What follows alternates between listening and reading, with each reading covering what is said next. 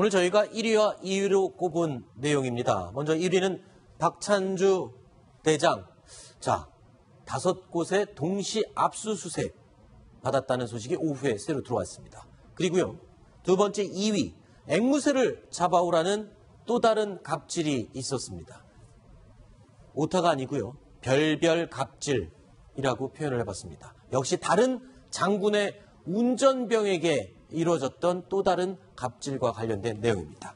자, 군 검찰이 일단 박찬주 대장에 대해서 강제 수사에 돌입했습니다. 형사 입건된 지 닷새 만에 이루어진 압수수색입니다. 어떤 의미가 있는지 좀 짚어보도록 하겠습니다. 철저히 수사를 하겠다는 내용인 것 같은데 공관 물품에 대한 그런 얘기가 나오는 것 같아요. 그렇죠. 어떤 내용입니까? 그러니까 지금 논란이 되고 있는 냉장고도 포함이 되는 겁니까? 아니, 냉장고를 압수수색 안 했죠.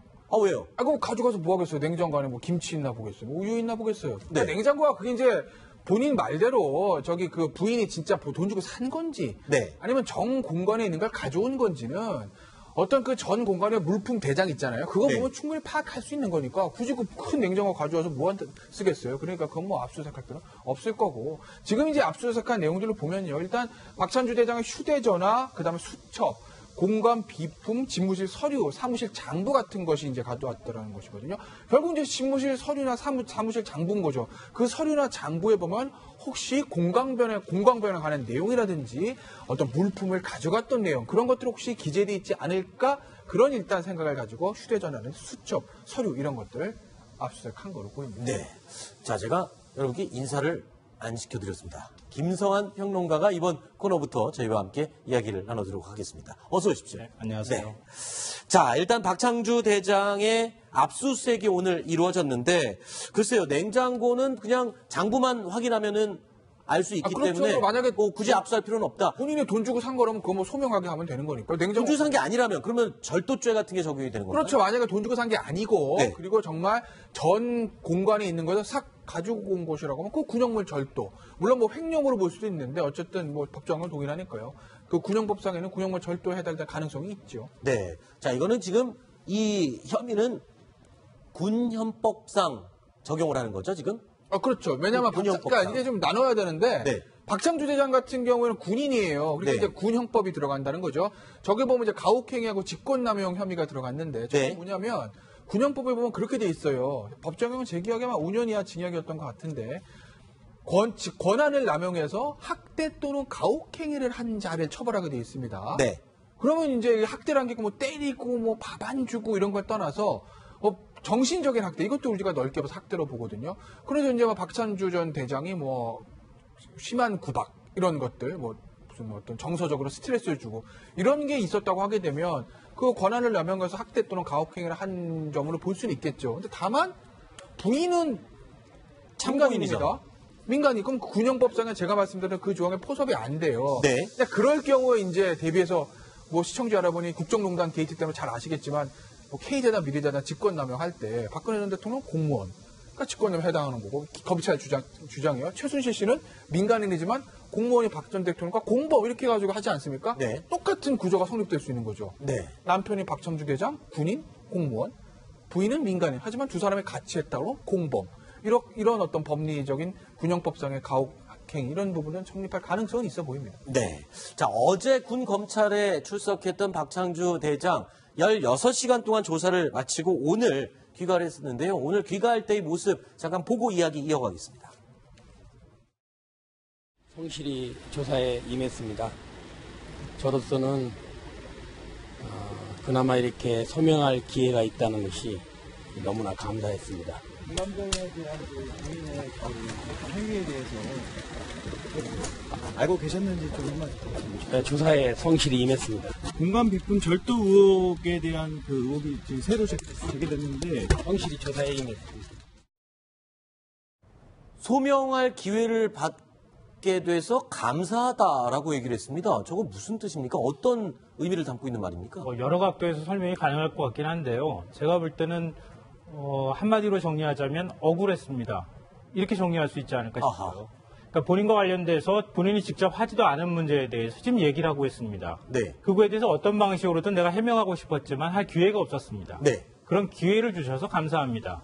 이런 의미에 가깝지 않을까 그런 생각이 드는데요. 그러니까 공간 비품 이제 냉장고 아까 이제 왜 압수수색하지 않았냐고 말씀하셨는데 네.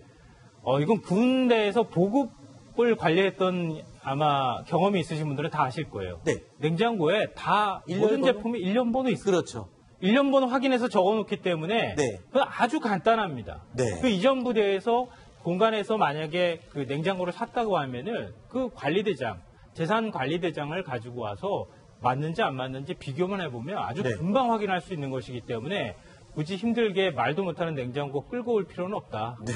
소정수 평론가님은 어떻게 생각하세요? 그러니까 소명의 기회를 줘서 고맙다는 말, 뭔가 억울함의 표현이었을 것이다라고 얘기를 하셨는데 같은 의견이십니까? 저도 비슷합니다. 지난번에 한번 이제 박찬주 대장이 그런 얘기를 했었죠. 이게 가만히 있는 것이 사실을 인정하는 것은 아니다. 그랬었죠. 이런 얘기 했지 않습니까? 네. 마찬가지 맥락에서 그러니까 본인이 생각하기에는 자신에 대해서 쏟아지는 의혹이 좀 과장된 부분이 있다. 그러니까 네. 뭐 골프 연습부에서 골프공 같은 걸 죽게 한 이런 것은 있지만 냉장고를 뭐 이렇게 절도를 했다든지 이런 것은 사실이 아니다. 네. 그런 부분에 대해서 내가 조사 과정에서 충분히 얘기를 했다. 그렇기 때문에 그런 기회를 준 것에 대해서 감사하다라고 그런 표현을 한 것 같습니다. 그리고요, 이 혐의에 대해서 군 검찰 조사에서 이런 얘기를 했습니다. 공관병에 대한 부인의 부당 대우를 구체적으로 알지는 못했다라고 얘기를 했습니다. 글쎄요, 과연 부인이 공관병들에게 갑질을 하는 것을 정말 몰랐을까요? 아니면 그 흔한 소위 말해서 꼬리 자르기를 하는 걸까요? 그냥 아내에게 모든 것을 넘기고 난 몰랐다 이런 식으로 하려는 걸까요? 그러니까 저는 이번 갑질 논란이 처음 시작될 때부터 바로 이런 사태를 우려했습니다. 아하.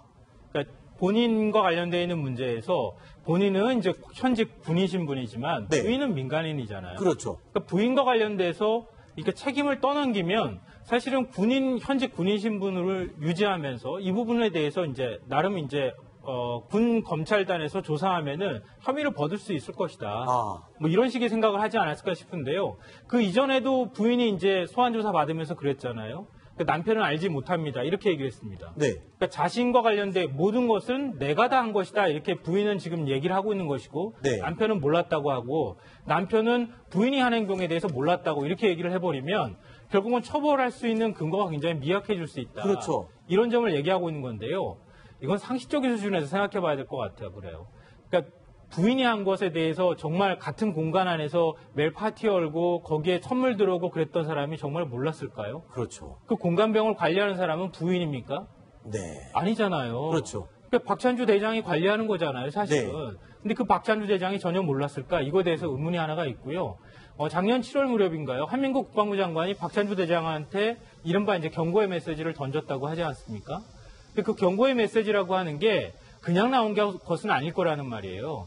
그 경고의 메시지가 나왔다는 얘기는 결국 기율을 하는 기무사령부에서 어떤 방식으로든 한민국 국방부 장관한테 보고가 올라갔을 것이고 그 보고 내용을 통해서 이 박찬주 대장한테 경고의 메시지를 줬을 텐데 박찬주 대장이 나는 책임 없습니다라는 식의 태도를 보이고 부인이 다 한 겁니다라고 말하는 것은 앞뒤가 맞지 않는 얘기라고 생각합니다. 그러니까 저런 박찬주 대장의 주장이 인정될 가능성은 뭐 별로 없습니다. 제가 아, 그래요? 예, 구체적으로 알지 못했다라는 얘기는 알고 있었다는 얘기거든요. 네네. 알고 있었는데 뭐 구체적으로 하나하나를 몰랐지만 어쨌건 그런 부분이 있다는 것을 어렴풋이 알고 있었다. 네. 부분. 알고 있었다는 부분에 이제 방점이 찍혀져 있는 것이고 네. 보면은 전에 이제 이른바 자살 시도 사건이 한 번 있었지 않습니까? 네. 또 한민국 국방부 장관이 구두로 또 경고를 준 적도 있어요. 네. 이러면 벌써 이게 어제 오늘 일이 아니고 최소한 1년 넘은 시점에서 계속되어 온 일이기 때문에 네. 그 부분에 대해서 군 검찰 조사에서도 확실한 어떤 그런 추궁이 있었지 않나 예상이 됩니다.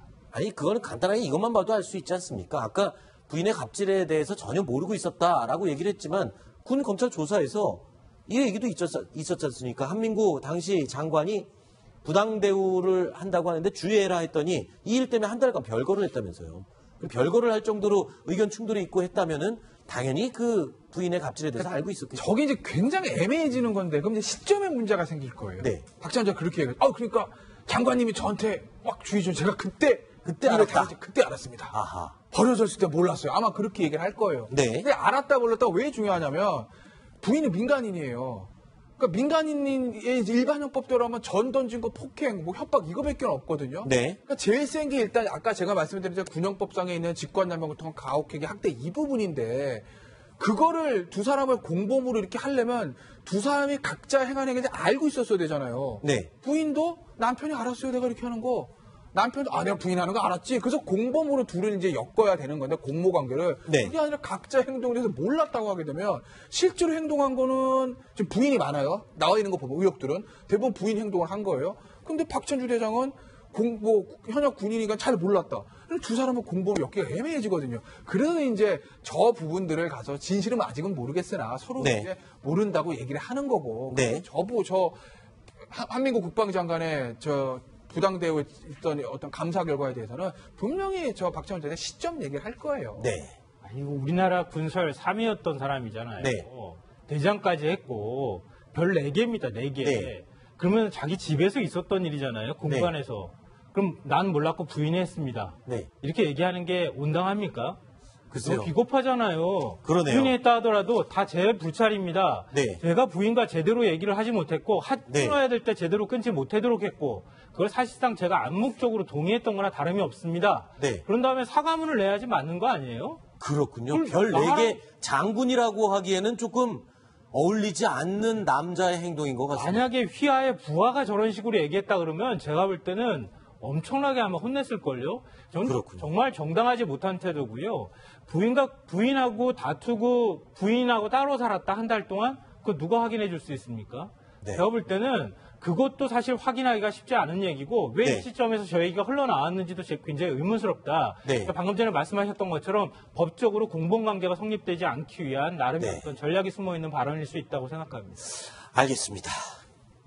자, 지금부터는요.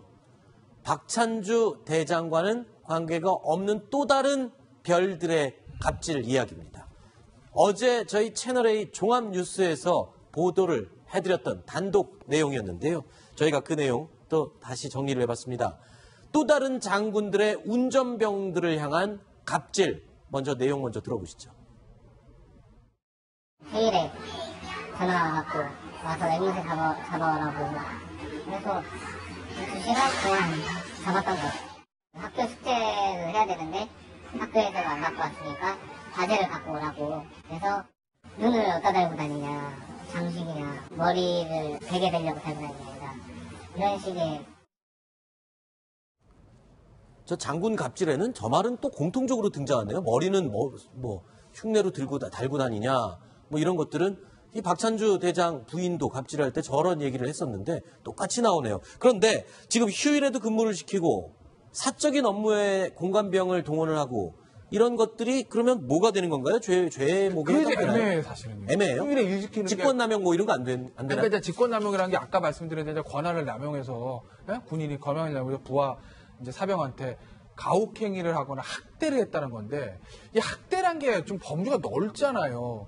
그러니까 스트레스를 주고 말해서 야 너 머리는 달고 다니면 욕하고 장병에서 우울증 걸리고 때리고 이러면 이제 학대가 맞는데 그래서 이제 앵무새 잡아오라고 그런 거. 휴일에 좀 근무시킨 거 이거를 과연 학대로 볼 수 있을까? 이게 다른 거 다 빼고 네. 순수하게 봤을 때는 그거 하나만 놓고 보면 좀 부족하죠. 제가 봤을 때. 그러니까 다른 것들이 막 합쳐져가지고 여러 개가 있으면 모르겠을까? 야 앵무새 잡아! 일요일날 이거 하나 가지고 학대라고 보기에는 조금 힘들다는 생각 들어요. 저는. 네. 이번에 부적절한 보면은 거하고 이제 사법 처리는 별개 문제니까요. 주로 우리가 많이 얘기된 건 이제 공관병의 문제잖아요. 네네. 근데 저도 이제 인터넷 댓글들을 이렇게 쭉 보니까 공관병도 문제가 있지만 운전병과 부관의 운영 행태 이것도 굉장히 문제가 많다. 지금 나온 것도 이제 앵무새도 운전병 아닙니까? 네. 그러니까 운전병인데 운전만 종사하는 게 아니고 딸아이 숙제에 가서 책도 가져와야 되고 네. 앵무새도 잡으러 가야 되고 또 어디 장구로 장도 봐오라고 시키고 이런 류의 것들이 이제 횡행을 하다 보니까 네. 이번 기회에 그렇다면은 운전병이나 부관, 공관병 등등에 대한 어떤 운영 행태 전반에 대한 어떤 변화가 있어야 된다. 이런 지금 여론도 굉장히 높은 것 같습니다. 자, 장군 운전병의 경우에는요, 도망간 앵무새 잡아와라, 그리고 딸 숙제를 가져와라, 이런 거는 애교였습니다. 더 충격적인 증언이 있습니다. 들어보시죠. 딸이랑 딸 남자친구 태우고 이제 가죠. 부산가서 이제 딸이랑 딸 남자친구 장보는 데 갔다가 이제 또 숙소까지 데려다 주고 사모님 이제 대학 석사과정 수료할 때 차를 운전하면 피곤하시니까 제가 관용처럼 딸 친구도 왔을 때 고기 파티 술 같은 것도 베이스 땡겨서 많이 줬죠. 애들 막 조문 나가려고 할 때 먼저 가가지고 닭밥 주고 다시 돌아가요. 네, 당 모의까지 그 업무상의 내용으로 들어있는 것 같습니다.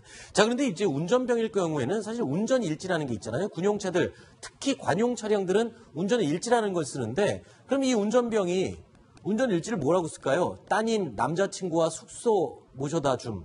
뭐 이렇게 쓸까요? 그런 건 아닐 것 같은데요. 아유, 황영커 운전가 그렇게 쓰겠어요. 쓰겠다 큰일 날라고요. 사달 나는 거죠, 그러면. 그렇죠. 그렇게 안 쓴다는 거예요. 이렇게 얘기를 합니다. 일지는 다 거짓으로 작성한다. 네. 그냥 시내 운행 정도로 쓴다라는 거죠. 네. 그러니까 사적인 일정을 입력을 안 한다는 겁니다. 왜냐면 그걸 갖다가 뭐 키로수 재보고 뭐 기름 얼마 넣나 그거 다 보질 않을 거 아니에요. 일지만 그냥 형식적으로 보지. 네. 그러니까 사적인 일정을 입력 안 하고 그냥 뭐 군부대 어디 방문, 어디 방문 이렇게 확인이 안 되는 부분들 위주로 쓴다는 거죠. 네. 국방부 방문 이런 건 안 쓰겠죠. 그렇죠. 국방부 너무 드러나니까요. 네. 그런 식으로 거짓으로 쓴다는 거예요. 자, 이 장군 운전병들에 대한 갑질 말고 또 다른 군인들의 이걸 뭐 가혹행위라고 해야 될까요? 최유열 기자. 예. 병사들에게 기러기 고기를 먹였다. 뭐 이런 얘기도 나오는데 이건 또 뭡니까? 기러기 고기도 먹습니까? 예, 그 공군에서 일어난 일 같습니다. 네네. 그 학군단 그 단장이 어느 날 아이스박스를 가져오더랍니다. 네. 그 안에 열어보니까 기러기 사체가 담겨 있었는데 네. 아주 냄새가 나고 네. 총알도 박혀 있답니다. 네. 근데 이걸 그 매운탕 방식으로 요리를 해서 네. 후임병들, 그 사병들한테 먹어보라 아하. 지시를 했는데 다들 이 소령급 중간 간부들도 과연 이걸 먹을 수 있을까라는 네. 그 얘기를 하는 와중에 다들 사병들은 먹게 되고 아하. 그다음 상관들은 이거 조금 먹어보더니 더 이상 이거 못 먹겠구나 네. 하면서 버리게 되는 그런 사건이 있었답니다. 이건 뭐 거의 가혹행위에 가까운 행동 아닌가요? 그러니까 이제 이 먹을 수 없는 음식들을 먹이는 거, 이건 그 가혹행위가 맞죠. 그렇죠. 그러니까 학대가 맞는 거죠. 그러니까 이것도 이제 직권남용 권한을 남용해 너 먹어 하고 막 억지로 시킨 거 아니겠습니까? 이건 이제 만약에 문제가 불거지면 이거는 아까 제가 이제 말씀드렸던 뭐 군형법상의 그런 어떤 권한을 남용 학대 행위에 저는 해당될 가능성이 이 부분은 저는 있다고 봅니다. 네. 자, 이 천태만상으로 벌어지고 있는 군대 내 특히 장성급들의 갑질 만행 제대로 고쳐져야겠습니다. 이런 가운데 이 문재인 대통령이요 군 장성 진급 및 보직 신고식에서 국방개혁과 군의 인권에 관해서 직접 언급을 했습니다. 콕 집어서 말했습니다. 들어보시죠.